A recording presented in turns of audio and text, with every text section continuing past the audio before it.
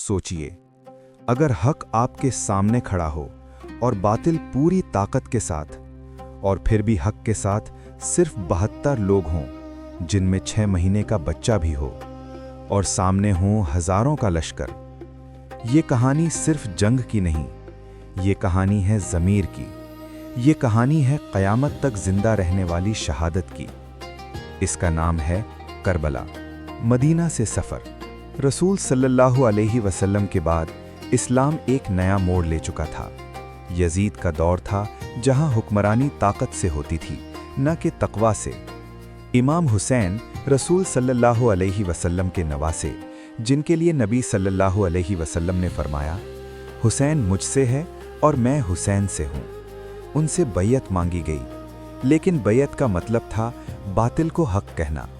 इमाम हुसैन ने कहा, मुझ जैसा यजीद जैसे को बैयत नहीं कर सकता। और यहीं से करबला का सफ़र शुरू होता है। करबला की ज़मीन। इमाम हुसैन अपने घर वालों के साथ करबला पहुँचे। ये ज़मीन गर्म थी, खामोश थी और खून मांग रही थी। सामने यजीद का लश्कर हज़ारों की तादाद में, और इधर सिर्फ 72, जिनमें भाई, भतीजे, दोस्त और मासूम बच्चे। और सबसे पहले जो चीज़ रोकी गई, पानी की प्यास। 3 दिन करबला की रेत पर पानी बंद।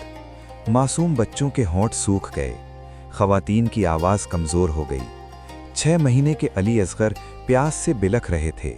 इमाम हुसैन ने उन्हें उठाया और दुश्मन के लश्कर से कहा, अगर मुझे मुजरिम समझते हो तो इस बच्चे को तो पानी दे दो।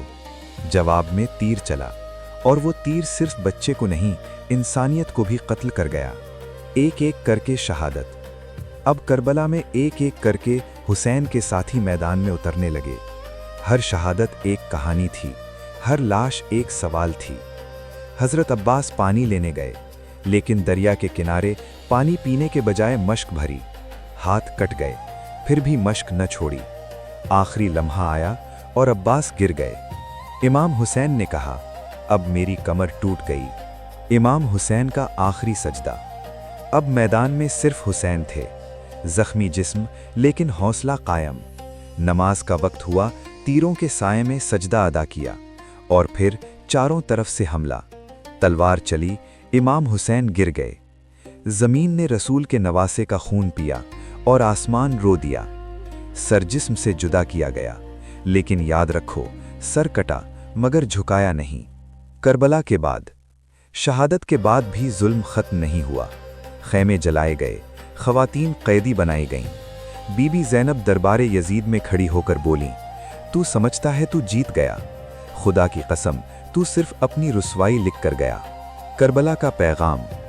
करबला सिर्फ एक तारीख़ नहीं, ये फ़ैसला है कि हक़ कम हो तो भी हक़ होता है, और बातिल ज़्यादा होकर भी बातिल ही रहता है। इमाम हुसैन ने सिखाया, जुल्म के सामने खामोशी गुनाह है, हक़ के लिए कुर्बानी जिंदा रहती है।